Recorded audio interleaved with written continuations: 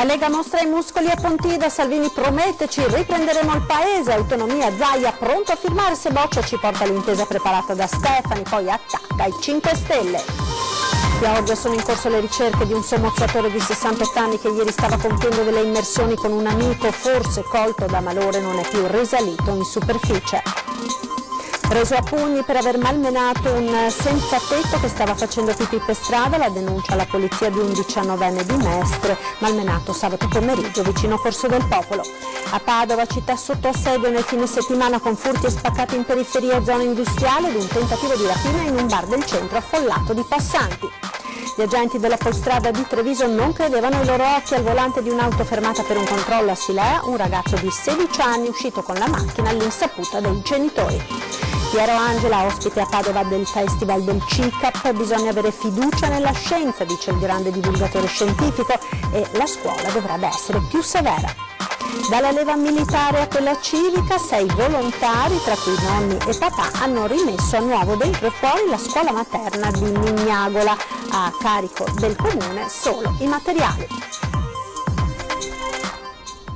Buongiorno e ben ritrovati con la prima edizione dei TG di Antenna 3. In primo piano la politica, anche migliaia di militanti veneti ieri sul pratone di Pontida per una manifestazione che segna la strada della ripartenza della Lega dopo la caduta del governo. Vediamo.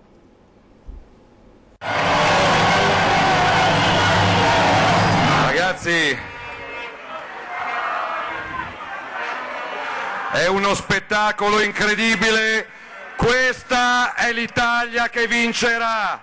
Davanti al pratone di Pontida, affollato come non si vedeva da tempo, Matteo Salvini, passato nel caldo d'agosto dal Viminale all'opposizione, galvanizza i suoi e promette che la Lega tornerà a governare e alla folla ribadisce le priorità a partire dalla flat tax e poi sicurezza ed immigrazione. Se smonteranno il decreto sicurezza sarà un'altra occasione di referendum perché sia il popolo ad opporsi alle scelte del palazzo. Sull'immigrazione la vedo grigia nei prossimi mesi, la vedo male. Moltissimi veneti, un centinaio i pullman arrivati a Pontida da tutte e 7 le province, ed il Veneto si aggiudica la battaglia a colpi di vessilli con l'ingresso del governatore con tutta la squadra di assessori e consiglieri del Carroccio. E siccome quando si va a fare le scampagnate si porta sempre la copertina, eccovi la copertina. Se vi abbassate un po' qua davanti, ragazzi. Grazie, eccola. Acclamatissimo Zaia centra tutto il suo intervento sull'autonomia. Premier Conte a dicembre 2018 aveva promesso che l'autonomia l'avremmo ottenuta a febbraio 2019. Di Maio ha chiuso la partita a luglio di quest'anno dicendo dovremmo studiare di più l'autonomia e daremo vita a una commissione di esperti accademici napoletani. Io non c'ho niente contro le commissioni, tantomeno contro gli accademici napoletani, ma dopo 15 mesi è una presa per il culo, non è lo studio dell'autonomia. Se il ministro Boccia mi porta all'intesa che ha scritto il ministro Stefani, io la firmo già lunedì 23, velocemente, senza tanti problemi. Lui passerà a storia di essere stato il ministro dell'autonomia. Resta un problema che il governo italiano a tutt'oggi non ha mai detto ai cittadini italiani quale sia la sua idea di autonomia, mai vista. Mentre a Pontida si teneva la tradizionale manifestazione del Carroccio, a Venezia la Confederazione Grande Nord, nata dai fuoriusciti della Lega, ha organizzato in campo San Giacomo d'Allorio la seconda edizione della Festa dei Popoli del Nord. Circa 200 i partecipanti che hanno ribadito l'idea di indipendenza del Nord. E troppe strumentalizzazioni politiche sull'autonomia, parte da Roncade nel Trevigiano, il grido d'allarme di un vasto movimento trasversale che vuole la riforma senza che diventi propaganda. Il tema dell'autonomia è strategico, i veneti l'hanno strappato, non è alla competizione politica, l'autonomia è una questione istituzionale di attuazione della Costituzione per rilanciare lo sviluppo e la crescita del Paese, non è una questione di partiti e chi la utilizza come una questione di lotta politica tra partiti ammazza l'autonomia prima ancora che questa possa nascere. Dice autonomia e pensi alla Lega, eppure esiste una vasta platea favorevole e non necessariamente color Carroccio, una platea trasversale al centro-sinistra centro-sinistra e anche al Movimento 5 Stelle, visto che in sala c'è pure il consigliere regionale pentastellato Simone Scarabella. A Roncade l'incontro ha un titolo emblematico: autonomia nord contro sud o sud contro nord, perché la partita da mesi ormai è questa, sta diventando una battaglia ideologica e c'è chi non ci sta. Tante dichiarazioni che sono state fatte per propaganda politica purtroppo hanno alimentato l'ostruzionismo di una classe dirigente estrattiva del sud che è molto più preoccupata di mantenere i propri privilegi che di risolvere i problemi del sud del paese. E allora trasversalità, vista la presenza dello studioso del Meridione Emanuele Felice. Quello che è avvenuto nel sud è che più la spesa è stata regionalizzata al mezzogiorno, meno bene si è speso. Quindi il sud ha bisogno di un intervento statale che gestisca la spesa. L'autonomia dovrebbe essere un'occasione per riflettere anche su questi aspetti. Nel frattempo l'area che tira tra Roma e Venezia è di un percorso arenato e lo sa bene il professor Dario Stevanato, che fa parte della delegazione trattante del Veneto. Colpa di troppe strumentalizzazioni politiche. Il 90% delle cose che sentiamo sull'autonomia sono bufale, ad esempio sono sul fatto che le regioni del nord sono favorite dalla spesa storica, che è un dato non dimostrato, anzi tendenzialmente non vero, come il fatto che il Veneto nelle trattative sta chiedendo i 9 decimi, ancora a distanza di molto tempo rispetto alla stipula delle prime bozze si continua a dire cose che non stanno né in cielo né in terra, come pure la questione che nelle bozze si propongono gabbie salariali di cui non si è mai parlato, o ancora il fatto che nell'ambito delle materie che il Veneto chiede il trasferimento in blocco di tutte le materie, mentre invece c'è un elenco analitico delle competenze che vengono richieste. Chiudiamo da questa ampia pagina dedicata alla politica per tornare a parlare di Prosecco, della guerra del Prosecco tra produttori di collina e di pianura, con diverse cantine che stanno pensando di togliere il nome Prosecco dalle proprie etichette. Ebbene, proprio a questo tema è dedicato il sondaggio di oggi. Prosecco, giusto cambiare il nome? Potete esprimere la vostra opinione con uno squillo gratuito, se per voi è sì, allo 0422 162 6691, se per voi è no allo 0422 162 6690. La chiamata è gratuita, se sentite occupato il vostro voto vale lo stesso, verrà registrato dal sistema. Questa sera nel corso dei nostri telegiornali vedremo assieme i risultati di questo nostro sondaggio dedicato al Prosecco.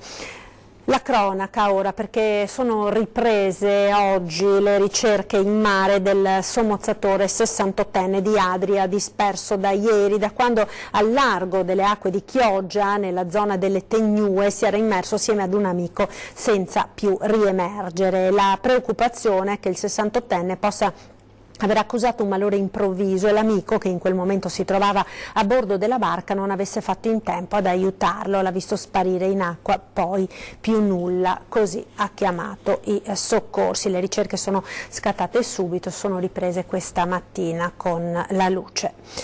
Ed ora in montagna, dove ieri il soccorso alpino è dovuto intervenire in 2 località.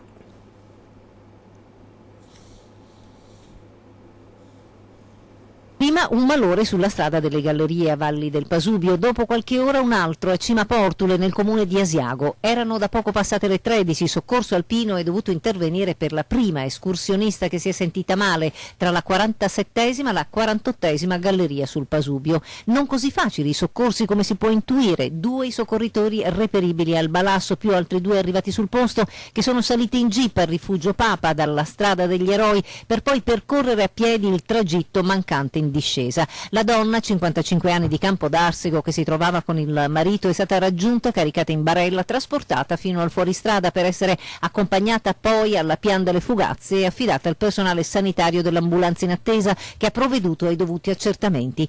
Altra chiamata per il soccorso alpino attorno alle 16 per un'altra donna accolta da malore, stavolta a Cima Portule. L'escursionista, 65 anni, di Montebelluna, che si trovava con una comitiva di una trentina di persone, è stata raggiunta da 5 soccorritori arrivati in un fuoristrada per poi proseguire a piedi con una camminata di 50 minuti. Dopo averla caricata in barella, la squadra l'ha trasportata alla jeep, da lì l'ha accompagnata direttamente all'ospedale di Asiago per le verifiche del caso.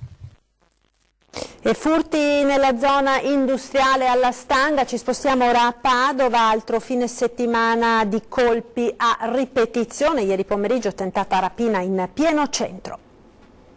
Piazza Duomo, pieno centro di Padova, domenica pomeriggio. Nonostante l'affonno, un rapinatore armato di pistola ha fatto irruzione al bargancino minacciando il titolare. Il gestore però ha avuto il sangue freddo e ha disarmato l'uomo che era entrato nel locale con fare sospetto, importunando i clienti, urlando e chiedendo da bere. Sul posto sono intervenuti i carabinieri che hanno portato il rapinatore in caserma. La pistola era giocattolo. Nel fine settimana a Padova intanto sono tornati a colpire anche i ladri che hanno preso di mira alcune attività commerciali in zona industriale. Il primo colpo tra sabato e domenica in un complesso commerciale cinese in Corso Stati Uniti. Le telecamere collegate all'istituto di vigilanza hanno dato l'allarme dopo che alcuni sconosciuti erano entrati nel capannone. Disturbati dall'arrivo delle guardie giurate sono scappati senza bottino. Pochi minuti più tardi un nuovo colpo nella vicina via Uruguay. Qui i malviventi hanno portato via 2.000 euro in contanti, sempre da un negozio cinese. Un altro furto invece è avvenuto alla sala scommesse Eurobet. 4 persone a volto coperto avevano distrutto la vetrina dell'edificio di via San Zeno, portando via circa 500 euro.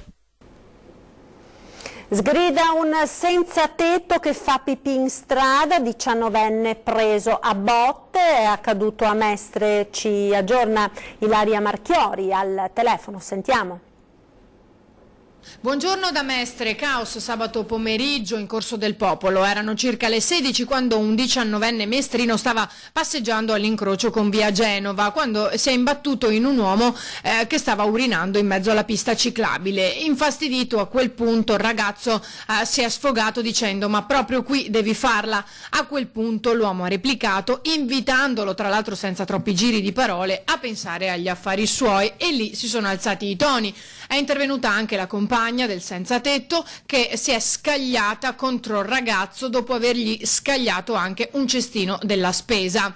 Io a quel punto mi sono opposto e lei è caduta, ha raccontato il 19enne, quindi la donna è finita contro il marciapiede e così il suo compagno, il senza tetto, che stava urinando, non ci ha più visto e ha iniziato a tirare dei pugni sulla testa del ragazzo, con il risultato che gli ha procurato vari ematomi e rompendogli anche gli occhiali, che tra l'altro ha poi raccontato essere nuovi. Poi i due sono fuggiti, mentre il 19enne, ancora sotto shock, ha chiamato il 113. Le volanti sono giunte sul posto in pochi attimi e hanno iniziato insieme al ragazzo a cercare i due, ma senza successo. Il 19enne a quel punto è stato accompagnato in pronto soccorso, non ha riportato gravi lesioni. Per lui 4 giorni di prognosi e un occhio nero, ma nel frattempo si è riaperto il dibattito nella zona perché questi episodi non sono certo nuovi, anzi ne sono già accaduti, nonostante l'amministrazione si sia attivata e abbia già dato alcuni DASPO negli ultimi mesi, anche proprio in relazione ad episodi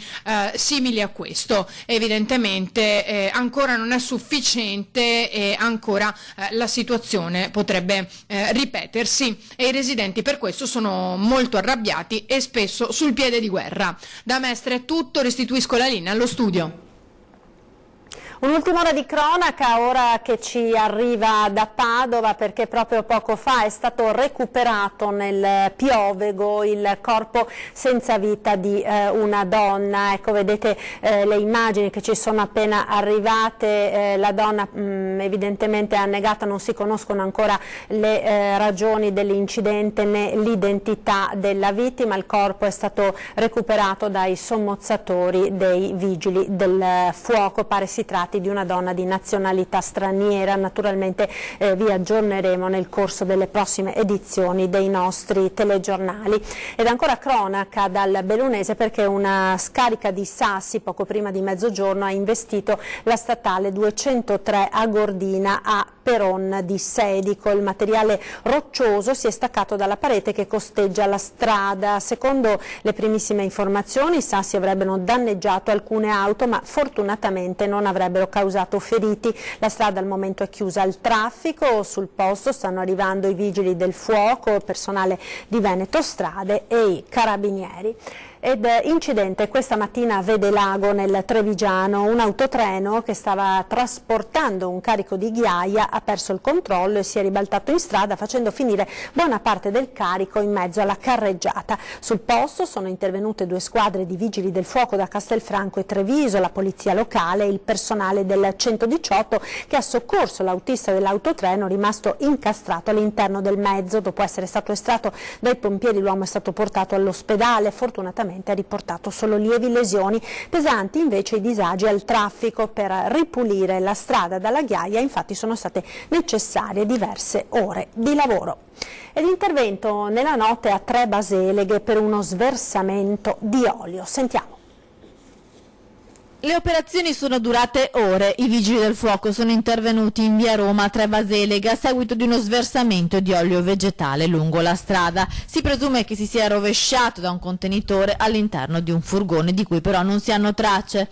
I pompieri, dopo aver notato la cospicua e lunga scia di olio, hanno fatto intervenire una ditta apposita per la bonifica e messa in sicurezza della strada. Poi sono intervenuti i carabinieri che stanno cercando di individuare il veicolo che ha causato il danno. Ancora nel Trevigiano, al volante a 16 anni, ovviamente senza patente, è accaduto a Silea.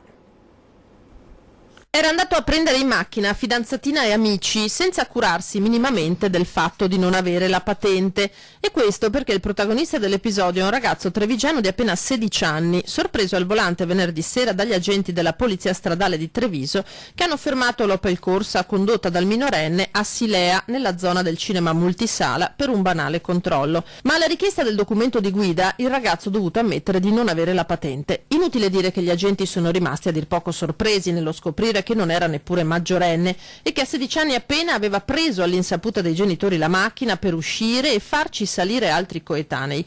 Sul posto sono stati fatti arrivare mamma e papà, che ora dovranno pagare le pesanti multe comminate dalla polizia per guida senza patente e un'altra serie di infrazioni a carico dei genitori stessi.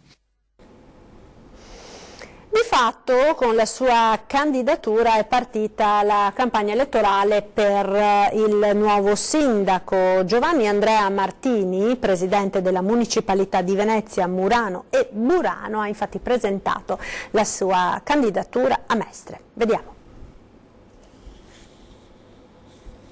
La sua candidatura a sindaco l'aveva già annunciata mesi fa, contribuendo peraltro ad aprire in tal senso un primo dibattito all'interno di un centro-sinistra veneziano chiamato ad organizzare entro primavera un'offerta politica, amministrativa, forse anche culturale alternativa a quella di Luigi Brugnaro. Giovanni Andrea Martini, presidente della Municipalità di Venezia, Murano e Burano, è al momento l'unico, non solo a sinistra, ad essersi messo in gioco, presentando a Mestre una candidatura che parte dal confronto e dall'ascolto dei cittadini. Stiamo attraversando un periodo di scollamento tra quella che è l'amministrazione e la realtà del cittadino, la realtà della persona. Abbiamo insistito molto sul tema della persona perché le persone sono diverse e diversi sono i bisogni e le necessità, e quindi il nostro sforzo è quello, sempre stato, di ascoltare e dopo l'ascolto arrivare a una decisione. Socialità e partecipazione, a quella che non a caso è detta la res publica, la cosa che appartiene a tutti, sono elementi presentati come di rottura rispetto alla politica condotta da Cafarsetti negli ultimi 5 anni, ma la partecipazione qui la si vorrebbe anche a monte. Lei sarà un candidato civico alle prossime elezioni comunali o nel caso il centrosinistra indisse le primarie è disposto a rimettersi in gioco? No, dall'inizio abbiamo detto che questa è la volontà di arrivare a primarie, e naturalmente le primarie sono le primarie larghe, le primarie del centro-sinistra. Disposto a farsi da parte nel caso perdesse le primarie? Sicuramente sì, le primarie si fanno proprio per mettersi in gioco, quindi... Se non si fanno però si candida? Sicuramente sì, certo. Rimasta aperta la questione primarie, il Comune di Venezia ha intanto un candidato alle amministrative di primavera pronto a dare battaglia all'insegna della difesa della qualità della vita dei cittadini. La qualità economica, la qualità sociale, la qualità culturale che ha visto disastri combinati in città, quindi sono tutti ambiti, la qualità della vita e quindi anche legati alla sicurezza. Non abbiamo certo bisogno di blitz teatrali per risolvere problemi gravissimi come il problema legato alla droga, che sappiamo essere drammatico, quindi occorre invece una rete di servizio. Ed ora la pubblicità, linea alla regia, noi ci rivediamo tra pochissimo.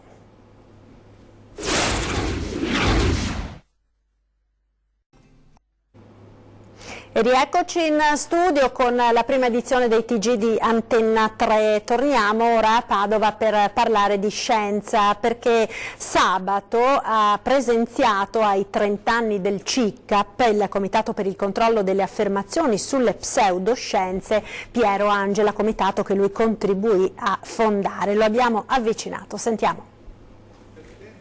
Il divulgatore per eccellenza, il giornalista RAI fin da prima dell'arrivo della televisione in Italia, Piero Angela è l'insegnante preferito di moltissimi italiani fin dal 1971, con la prima trasmissione TV di informazione scientifica a destinazione uomo, poi dal 1981 con il formidabile successo di Quark e di Super Quark, con la scienza in prima serata TV. A quasi 91 anni Angela si tiene sempre ben saldo all'attualità. Sui vaccini, per esempio, dice: si è detto quasi tutto, cosa potrei aggiungere? Bisogna vedere nel complesso quello che è meglio fare per tutelare la salute dei bambini. Lì c'è anche un fatto emotivo per cui si colpevolizzano delle madri, dice: ma come? Metti tuo figlio con tutte queste sostanze chimiche tutte insieme. Ma allora o avete fiducia nella scienza medica oppure no. Io ho fiducia, i miei figli sono grandi, non devono essere più vaccinati, ma senz'altro li farei vaccinare. Mi sentirei molto colpevole se non lo facessi. Ecco il suo parere sulla scuola di oggi. La scuola italiana ha l'asticella troppo bassa. Vi faccio un esempio. In Inghilterra, se lei va in un'università e fa degli esami, fa un esame, se è bocciato l'esame lo può rifare d'estate. Se va male anche d'estate gli dicono: arrivederci, grazie, lei non è adatto a questi studi. Non si va fuori corso. Allora, qui l'università la usa così come un parcheggio. Ha abbastanza severità. La scuola è diventata qualcosa di troppo, non dico superficiale, ma era anche il rapporto dei genitori con i professori. Una volta il professore era un'autorità, io quando andavo a scuola temevo il professore. Come diceva: oggi è Dan del Tour. Ed ora a Mignagola di Carbonera, dove la comunità ha voluto ringraziare tutti quei volontari che durante l'estate hanno rimesso a nuovo l'asilo comunale. Vediamo. Siamo già un buon gruppo e tutti motivati, perché questo qua è il nostro futuro, no? Scuola dell'infanzia di Mignagola, grazie alla cosiddetta leva civica, 6 volontari, tra cui anche nonni e papà dei piccoli alunni, dal 12 luglio si sono rimboccati le maniche eseguendo una serie di manutenzioni dentro e fuori l'asilo. Noi abbiamo preso in mano i giochi fuori, erano dimenticati da tempo, e li ha rimessi a nuovo, in sicurezza, in tutta sicurezza, no? E lo facciamo volentieri, è la quotidianità e volontariato da parte nostra. Famiglie, i genitori, le mamme, i bambini, cosa vi hanno detto? Hanno ringraziato, bravi e grazie, così. E un grazie, insomma, ripaga. Ripaga, sì, tutto. La comunità e l'amministrazione comunale, su cui iniziativa sono stati coinvolti nel progetto i volontari, hanno voluto festeggiare i lavori eseguiti e ringraziare chi ha donato il proprio tempo agli altri. I comuni purtroppo non hanno grandi risorse e magari questi piccoli, tra virgolette, piccole manutenzioni, se fatte dai cittadini, possono essere un risparmio che va a vantaggio non solo dei fruitori, in questo caso dell'asilo, ma di tutta la comunità. Sono comunque soldi, risorse che possono essere spesi comunque altrove. Se ci sarà la disponibilità dei cittadini, percorreremo questa strada per altre iniziative. Di cose da fare ce ne sono tante, basta solo aver buona volontà e ovviamente dedicare del proprio tempo a favore di tutti. Ed ora vi ricordo il nostro sondaggio di oggi relativo al Prosecco. Giusto cambiare il nome? Se per voi la risposta è sì, fate uno squillo gratuito allo 0422 162 6691, se per voi la risposta è no, 0422 162 6690. La chiamata è gratuita, anche se doveste sentire occupato, il sistema registra comunque il vostro voto. I risultati li conosceremo insieme questa sera alle 22 nel corso di Ring. E per la nostra programmazione vi ricordo tra pochissimo l'appuntamento con ore 13, si parlerà di Chiesa, quindi religione e politica. In studio Maurizio Ruggero, cattolico tradizionalista, al Sheikh Nur, religioni per la pace, e Don Marino, parroco di San Lorenzo di Albignasego in provincia di Padova. E poi 20:10 questa sera ospiti Massimiliano Barison, consigliere regionale di Veneti Uniti, e Nicolò Rocco, consigliere comunale del PD a Treviso. Come ogni lunedì poi a partire dalle 21:15 torna l'appuntamento con la prima serata con Ring. Questa sera ospiti di Ferdinando Avarino Nicola Finco, capogruppo della Lega in Regione Veneto, Jacopo Berti, consigliere regionale dei 5 Stelle, Stefano Fracasso, capogruppo del PD in Regione, e Massimiliano Barison, consigliere regionale di Veneti Uniti. È tutto dunque, grazie per essere stati con noi, come sempre un'occhiata alle previsioni del tempo in chiusura. A tutti un buon pomeriggio, arrivederci.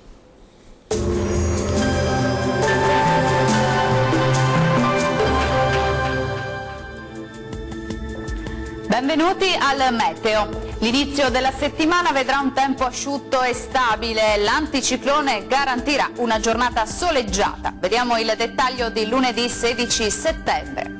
Sul Veneto il cielo si presenterà sereno o al massimo velato, specie sui settori alpini. Tempo dunque stabile e soleggiato. Temperature gradevoli, minime tra 14 e 20 gradi, massime tra 26 e 30 gradi circa. Situazione simile sul Friuli Venezia Giulia, con ampio soleggiamento e cielo sgombro da nubi. Come vediamo non sono attese piogge particolarmente degne di nota. Temperature minime tra 16 e 21 gradi, massime oscillanti invece tra i 24 e i 28 gradi. Infine anche sul Trentino Alto Adige il tempo sarà stabile, tanto sole dappertutto e cielo sereno ovunque.